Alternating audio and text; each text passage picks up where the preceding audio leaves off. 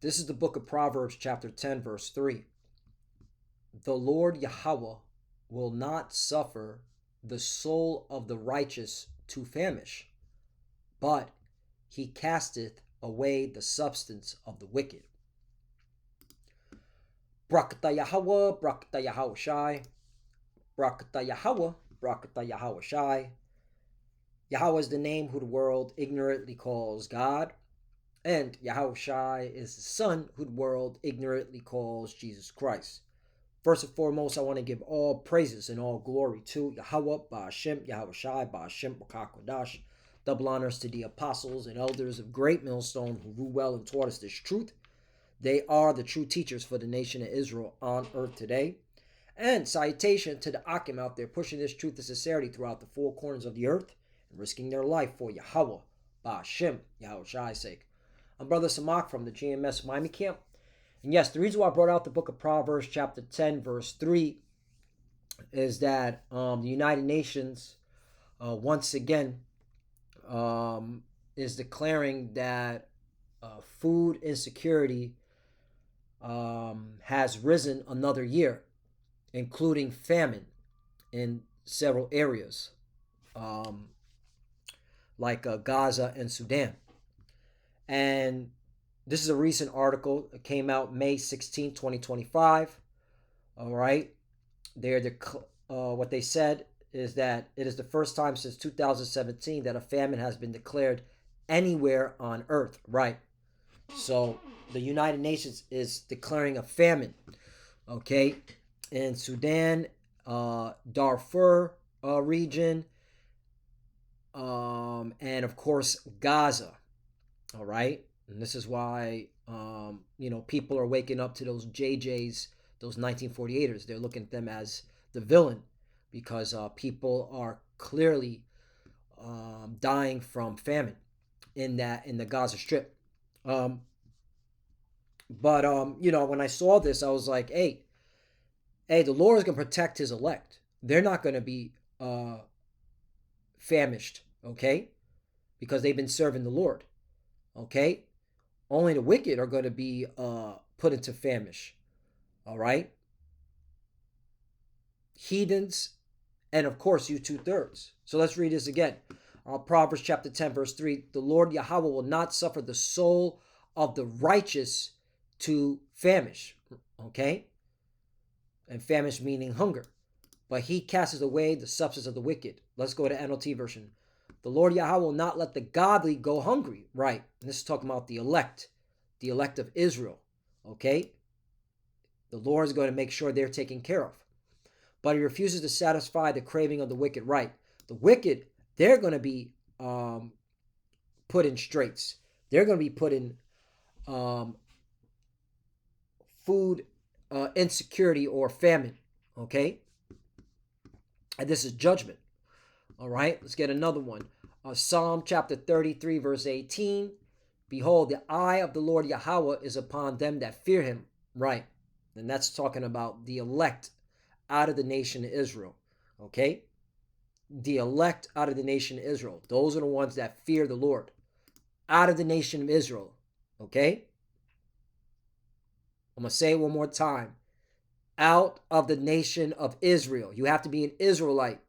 All right. In order for you, all right, to be a part of the elect.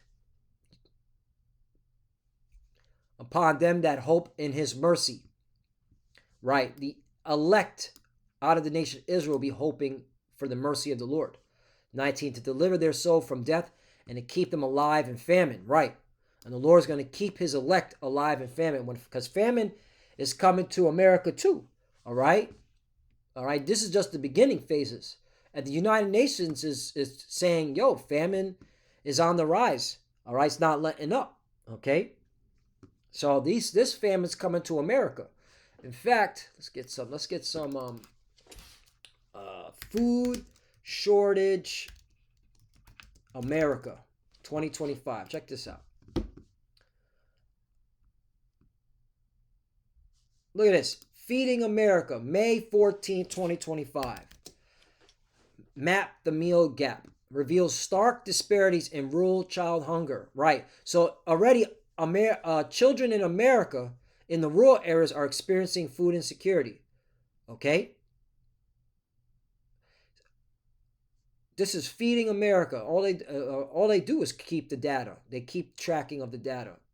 All right? So it says nearly 20% of children across the country experiencing food insecurity, and in some rural counties, child food insecurity rates are estimated to be as high as 50%, according to Feeding America annual Map the Meal Gap study. While most children in the U.S. live in urban metropolitan area, over 80% of U.S. counties with the highest estimated rate of child food insecurity in the top 10% of all counties are rural. Right.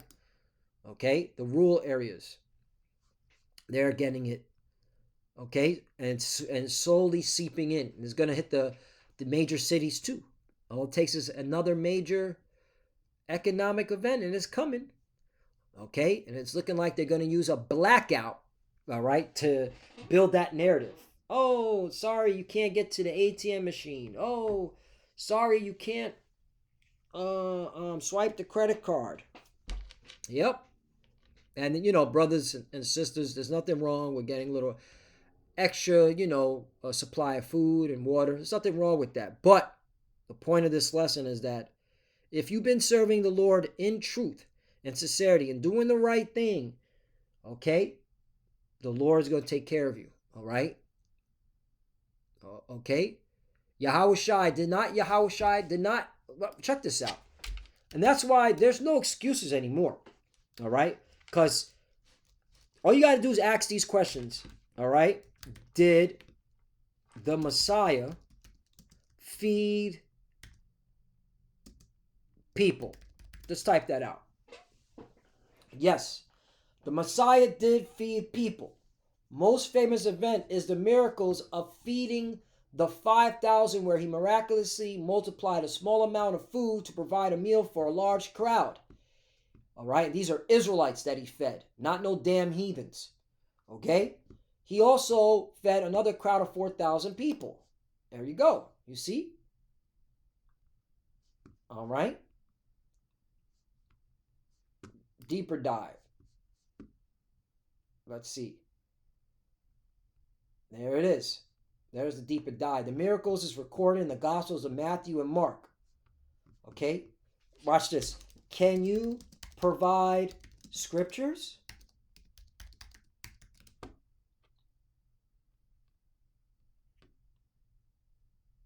Certainly.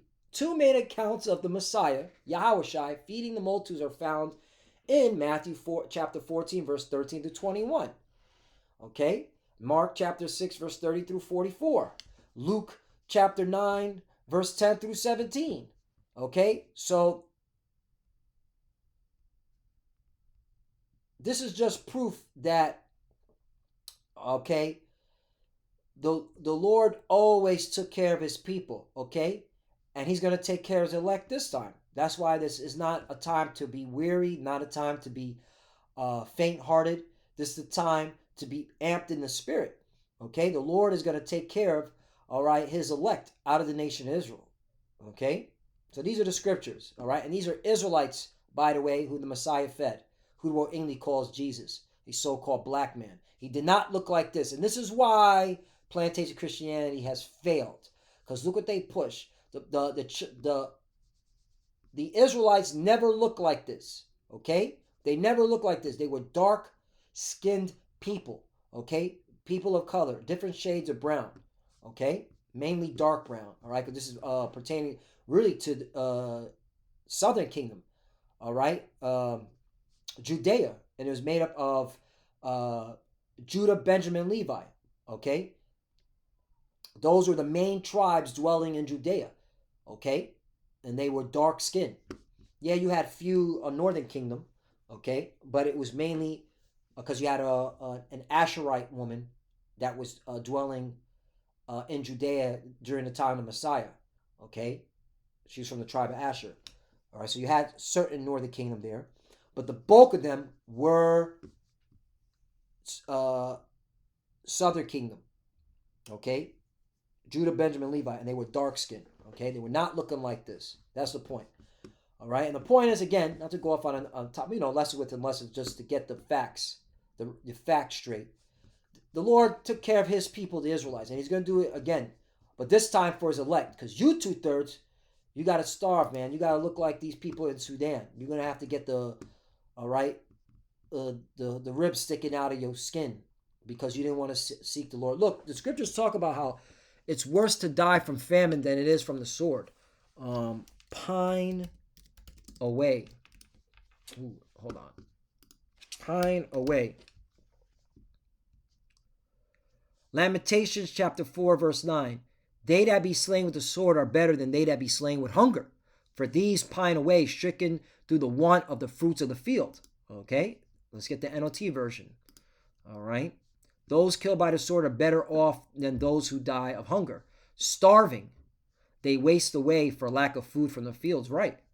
Okay. That's the real pain right there. Okay, so you want to get gunned down, and that's why a lot of people are going to die by the sword because they know starving. All right, they're not going to be able to handle starving, so they're going to try to invade one another, which the scriptures talk about. There's going to be a lot of invading one another, and a lot of people that do try, they're going to get gunned down because when you try to invade an area where the military's at, you're going to get mowed down by the military because the military is going to protect, okay, a lot of food supplies. That's why they're going to these rebel groups are going to invade their neighbors, all right, who are going to be get caught slipping, all right. But yeah, so let's go back to Psalm chapter 33, verse 18. Behold, the eye of the Lord Yahweh is upon them that fear him, and upon them that hope in his mercy. All right, and the elect out of the nation Israel, all right, are hoping in the mercy of the Lord. 19, to deliver their soul from death, yep, and to keep them alive in famine. That's right. And the Lord is going to command his angels to protect his elect while the bulk of the people are starving and killing one another. 20, our soul waited for the Lord Yahweh. He is our help and our shield. 21, for our heart shall rejoice in him because we have trusted in his holy name. See, that's why it's important to call upon his holy name. All right, the Father's name is Yahweh, meaning he is or he exists, and the Son's name is Yahweh Shai, meaning he deliverer or he savior. And you need to call on those names, not Jesus. You calling on Jesus, you're going to starve, all right? Like these people, okay? You're going to starve, man, all right? Sudan, you got people starving in Sudan, people starving in the Darfur region. Where's the Darfur region now? Hold on. Let's get a map. Where is the Darfur region located? It is Sudan, okay? It's the same spot. There you go. All right, so there you go. So you got people starving in Sudan. These are where who the Egyptians are truly are. These are the actual ancient Egyptians. Okay, all right. The people that claim to be Egyptian today are not the original Egyptians. All right, just that's for truth's sake again. All right, these are the real Egyptians. Okay, these people right here. Okay, all right. The people of Sudan. All right, people of Sudan. Let's get some images because they starving right now. People of Sudan starving. People of Sudan famine pictures. All right. Maybe you need to see what's going on. All right. There you go. There you go. These are the original Egyptians. Look at them starving. Let's get some. Let's build this up. All right. Let's get a large image. Okay. The bulk of you Jakes, you're gonna look like this too because you didn't want to repent. Okay. There you go. Look at that. Look at that right there. Okay, these are the original Egyptians, and they're starving, man. Okay, starving. So this should make you fear the Lord. Okay, but again, only the elect are going to be protected because they've been serving the Lord. They're not going to be hungry. Okay, they're not going to look like, all right, these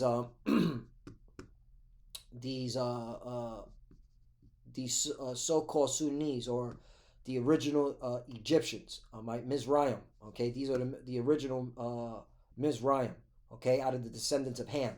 Okay.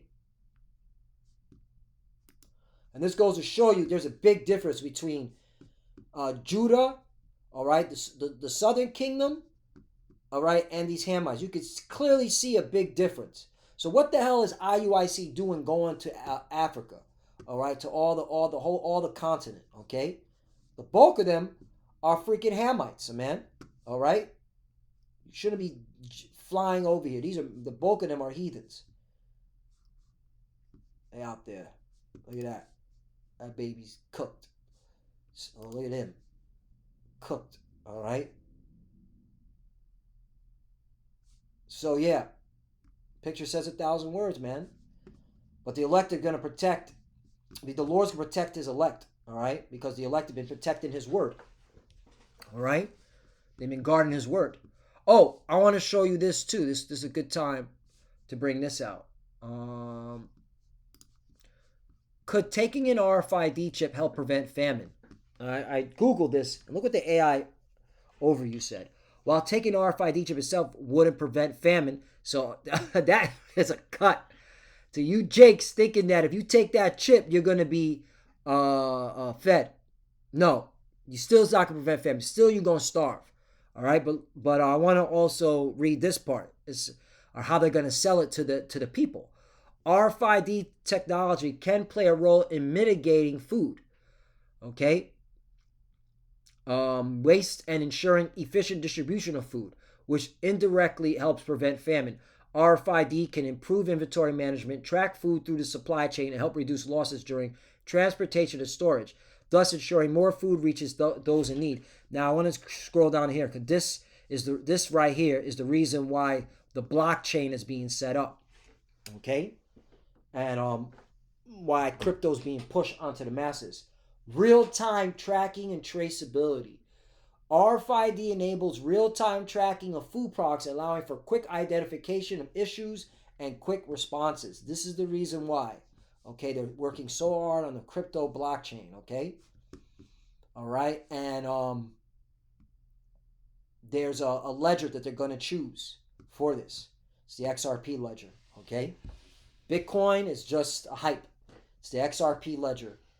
And XRP they're going to choose for this New World Order. Okay, you heard it here at Great Millstone first. Okay, anyway, but that's the reason why blockchain is being pushed at such a high level. It's for the RFID chip, the mark of the beast. It's for this real-time tracking and traceability. Okay, you heard it here first. Okay, and still those that take it, you're still going to starve like these okay, these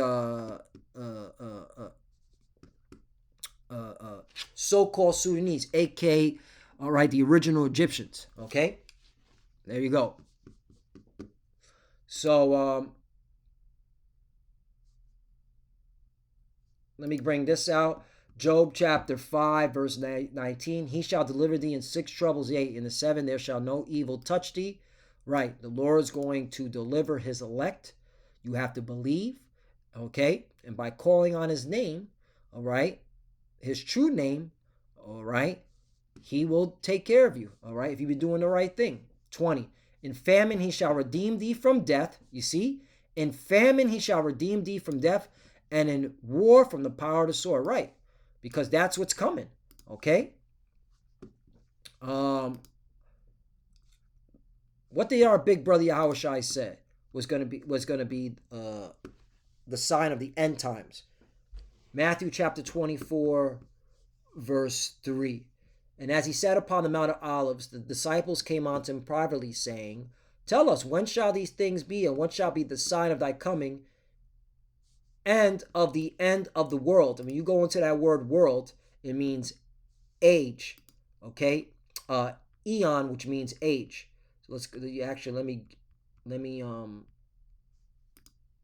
get the Greek word is eon.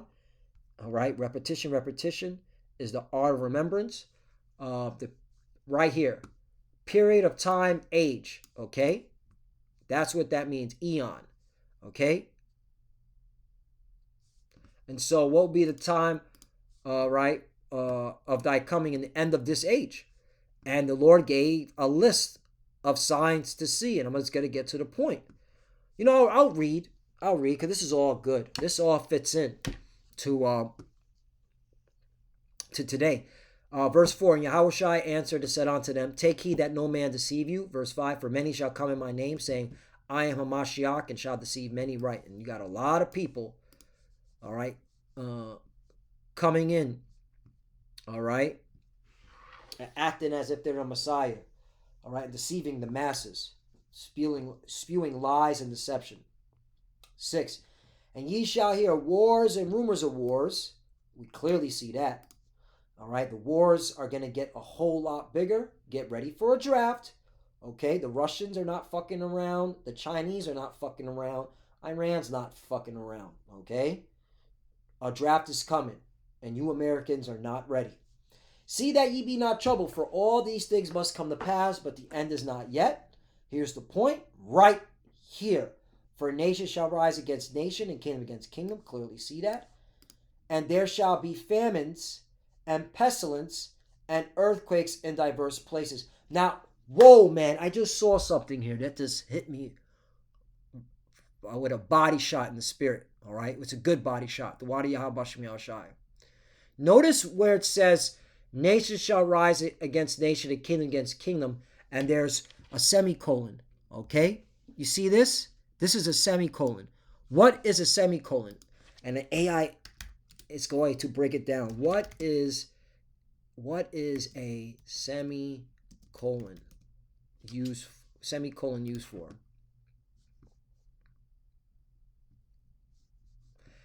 A semicolon is a punctuation mark used to join two related independent clauses within a single sentence or to separate items in a complex list. It represents a pause longer than a comma but shorter than a period. Okay? No, not a semicolon. What is a colon used for? That's what I want. There we go. Wow, the AI overview is even giving you how to read English properly. Wow. Hey, Tawadi al-Bashim al-Shai, there's no excuses. All right, wisdom shall increase. All praise and glory to Al-Bashim al-Shai. A colon is a punctuation mark used to introduce a list, explanation, or quotation following an independent clause. It essentially acts as a flashing arrow that directs the reader's attention to the information that follows. Wow. And here's the example. We need to bring 3 things to the picnic: a blanket, food, and drinks. So let's go to, this verse again. So there's a colon here. Okay, not a semicolon, a colon. For a nation shall rise against nation and kingdom against kingdom. Because nation is against nation and kingdom against kingdom, this is the direct result of it. There's famines now and pestilence and earthquakes in diverse places. This is what Yahushua said, was going to happen in the end times. Because there are nations at war with each other, kingdoms at war with each other, it is causing famines and pestilence and earthquakes. Now, the United Nations breaks it down. What did they say? War, climate, economic shocks. Economic shocks, including inflation and trade and projected trade wars, also play a large role in worsening food insecurity crisis, especially in places like Syria, where long-term systematic instabilities increase vulnerabilities to economic shocks. Right, because trade wars is still war. Sanctions, also sanctions. That's an act of war.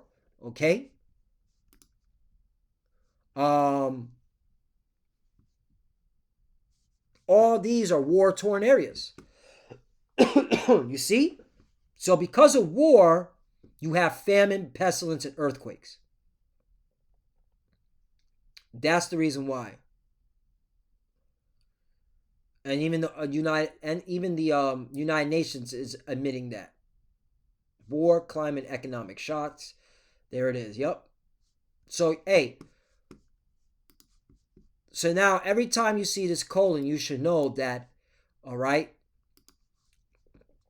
it is explaining, all right, or giving a list of the first part of the independent, what did they say? The independent clause, okay, of a sentence. That's English. We just learned English, okay, all of us. Now you, all right, because the average American doesn't even know what colons and semicolons are for, okay? Now you just learned, all right? You just learned here, okay? Here in this lesson, all right? And you could, again, all right, you're only going to get it here at Great Millstone, okay? It's because we look into things. That's what our apostles and elders have always been pushing on us. Hey, look into things, all right? Don't be a freaking parrot. Don't be a zombie parrot. So, yeah, that was powerful. And then look, right after that, in verse 8, all these are the beginning of sorrows. What does it say in the NLT version? But all this is only the first of the birth pains, with more to come. Yup, more to come. Okay, and then of course right after that, the 9th verse, it talks about persecution. Okay, some of us will be killed, all right, for preaching the truth of the gospel. All right, 9, then shall they deliver you up to be afflicted, and shall kill you, and ye shall be hated of all nations for my name's sake. Right. All right, some of us will be killed. Not all of us, but some of us, all right? Because the Lord's going to lift up a standard for his elect for the most part. Not every elect man is going to die by the sword, all right? And this is really mainly talking about the beheading, Revelation 20 and 4. I'll get that for edification, okay? Revelation 20 and 4. And I saw thrones, and they sat upon them, and judgment was given unto them. And I saw the souls of them that were beheaded for the witness of Yahweh Shai. All right? It's the year 2025. His name is not Jesus. And for the word of God, which had not worshipped the beast, talking about NATO and the EU, neither his image, talking about ancient Rome, neither have received his mark. This is talking about the RFID chip, the charagma, upon their foreheads or in their hands. And they lived and reigned with Hamashiach Yahweh Shai 1,000 years. You see that? There you go. So yeah, but the like again, the Lord's gonna protect his elect. They're not gonna starve.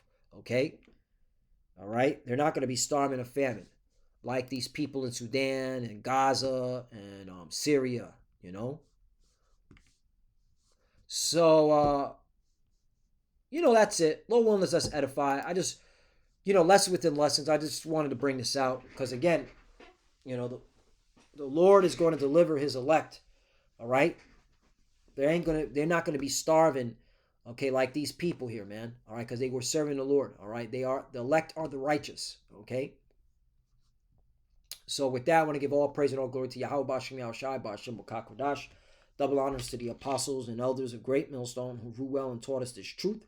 They are the true teachers for the nation of Israel on earth today. And citation to the Akim out there pushing this truth and sincerity throughout the four corners of the earth and risking their life for Yahweh Bashim Yahushai's sake. Love you, brothers. Keep enduring, keep the faith, keep pushing, keep fighting, keep studying, pray without ceasing, pray for each other, pray for the apostle elders. We're almost out of here. Okay? The Lord will never suffer the righteous to famish. Okay? You got to believe. Only believe. As the late beloved Brother Karab always says, only believe. For the few that are watching, keep studying. When you pray, cover, shalom.